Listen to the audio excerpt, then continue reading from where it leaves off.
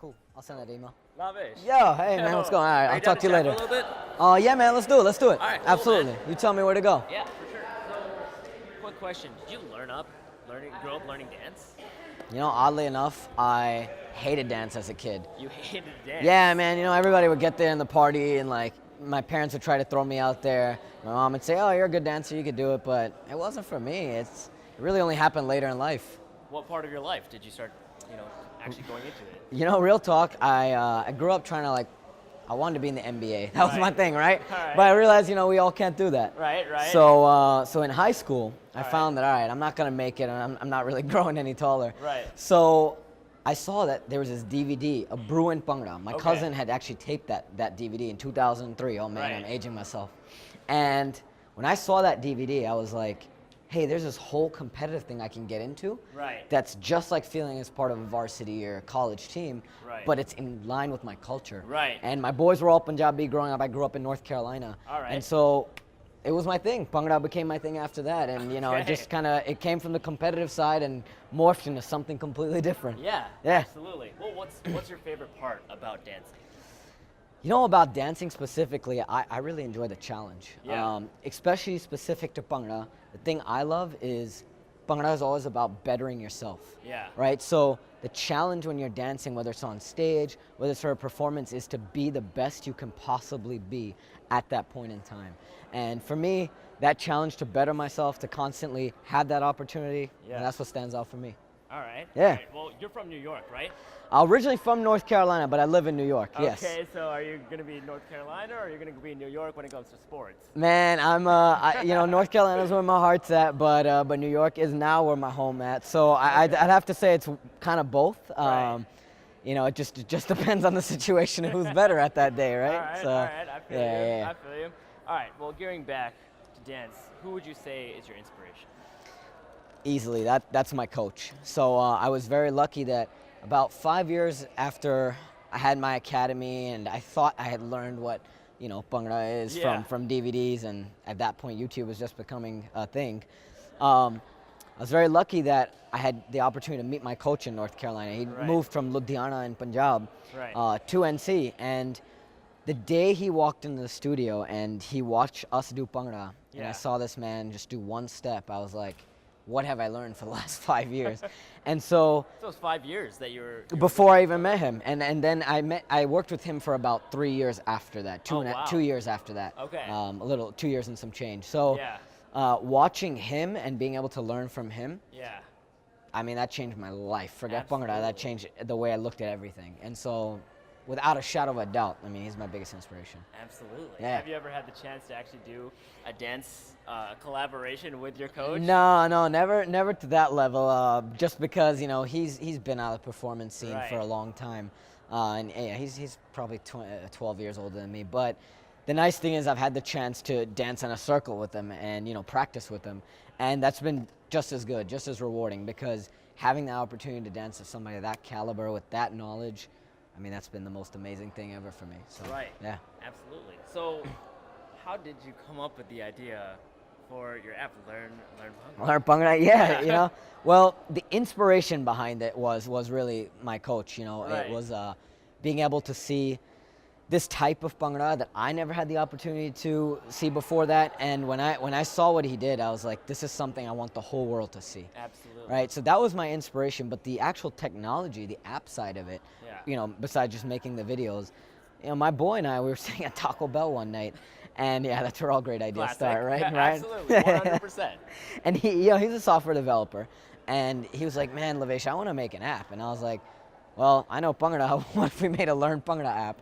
And that's how it all came about. That one night at Taco Bell, we said, let's try this project. We were lucky enough to have stable jobs.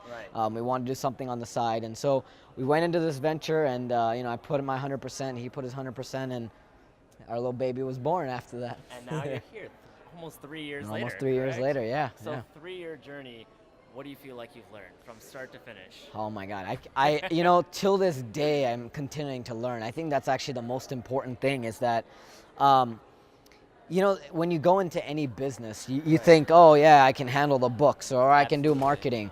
But until you realize how the world is changing in every aspect Yeah. and how you have to continually learn. Right. For example, marketing 2 months ago is different from a digital landscape than what it is 2 months now, right? Right. And so same thing with being able to keep your books. I mean, startups do all kinds of crazy services they're Right. using. So things like that, I think, is what really has kept me on the forefront, that there's always learning in every aspect of the business. There's always new ways to optimize, and that's been the biggest thing, that no business stays still, and no business that runs a business stays still either. And so it's continually having to be in the forefront of technology and the newest innovations. Yeah, absolutely.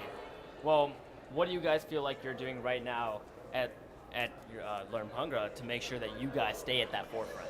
Yeah, we're really lucky. We have a very good team, and the nice thing is we've been able to assemble a team of people who have a very good technology mindset. Absolutely. We have a good CTO, we have a very good CMO, and supporting team members. So what we try to do is, we're lucky that we were one of the first to ever bring dance and technology together. Not just Bhangra, but even in other dance forms, you don't see Right. this kind of methodology of teaching through digital. Absolutely. And so it's kind of nice because in a way we're the pioneer in that space, Yeah. right? So yeah, we have to continue learning and keeping on top of it, but we're also the ones who can try things that no one else has ever done. Right. So we're now on our third iteration of our app that we're Yeah. about to launch, and that's something that we're trying new features in. We're launching apps for other people now. Right. It's actually something that'll come out very soon, maybe in time for this interview. But there'll be a big announcement about something we're working with somebody else who's prominent in the dance scene. Right. So those type of projects have all come up from us experimenting, Yeah. and taking that knowledge of, if you got to build a good team, Yeah. right? So building that team is getting people who know what they're doing. Absolutely. And on top of this, Yeah. you have this app, you're developing all these things, and then you're going off and doing these workshops. Yeah. And you're teaching. How do you balance I don't. this? One man at the end. Forget of to the day. sleep, or forget hanging out, one or the other. No, it's I'm very lucky that, I think with technology, while it's a lot to maintain, it's kind of cool because an app, day to day, as long as you're not blowing up and you did things the right way, it can run Right. itself to some extent. Absolutely. And so having the app and being able to have like sustainable technology has allowed me to be able to do this kind of workshop and tours that I've been able to do. So it's really nice that I have a home base that sits there in this digital space that doesn't break too often, that allows me to go out and meet people and Right. create those relationships, Yeah. with that being kind of the resume, the background that's always sitting there and feeding out to people, and Yeah. creating exposure for us. Yeah. It's really cool to kind of have that opportunity. Well, if you had any advice to impart onto, upcoming entrepreneurs today, Yeah. what would you say to them right now? People Oh, who have dreams in their man. bedrooms right now. I'd say the first thing you gotta do is build a team. Right. And the team doesn't have to be necessarily people at your company. I mean, that's important. Yeah. But build a team of mentors, people that you think can help you in X, Y, and Z. So if Right. you're weak at math, build somebody, bring somebody on board who's great at finance, accounting, that type of thing. If you feel like you're not the greatest at marketing, find somebody who you trust in that kind of field and consistently go to them. I think building mentors or somebody directly onto your team Yeah. really from the onset helps you learn more. Yeah. And the whole thing with any business, at least what I've done in my short experience, has been learn. Till this day, I'm still learning things about, as I said, how the landscape is going. And I think to continually learn, you have to have those people that can push you to do that. Right. Absolutely. Yeah. That's amazing. Yeah, Well, just when trying to you- live the dream. Absolutely. There you go. Well, when you're not, being crazy busy, Yeah. going around and doing these workshops and working on the app, do you get a chance to look at Netflix at all? Do you watch TV? I literally fight to try to get an hour in a week to watch Netflix. But yeah, I'm a big House of Cards, Game of Thrones Ooh, fan. there we go. Yeah, Game of Thrones is I think that's captured everybody's heart, but especially House of Cards. The thing I really like about that show is, Yeah. man, that is like the ultimate chess game, Yeah. and I feel like that's business because sometimes you gotta be manipulative, and you have to move the right parts, right, to get the right results. And you constantly have to know what that one step ahead is. And growing up, I think if I would have played chess more, I really would have. That would have been my thing. You I would have wish. seen a little Frank Underwood. in Yeah, you. man. I mean, people about. say that, and they're like, "Damn, that's you, man. That's the manipulative dude that we know." But yeah, that surely resonates with me because of that. So I'm not an evil person, I swear. But yeah. A good version of Frank Underwood. Yeah, It's exactly. what the world needs. I don't think it's possible, but So, if you had to categorize your spirit animal, what would you think it would be?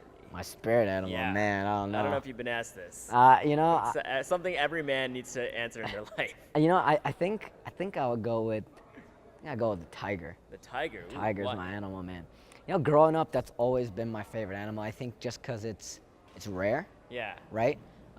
It's something majestic, Yeah. right? So it stands out. When Right. you look at a tiger, you're like, I'm not messing with that thing Yeah. right there, right? Like the tiger is the boss in the room, and I think that's why I love that animal. I mean, it's like the most powerful cat in the world. People Yeah. say lions are, but you've seen them fight.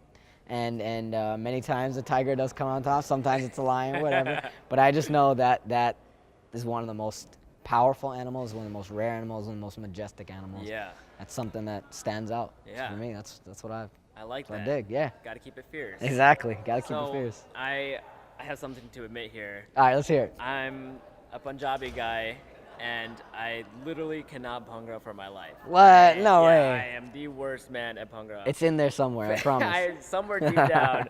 But for people like me, what are our next steps? What should I do, and what should the people do who are watching man. this?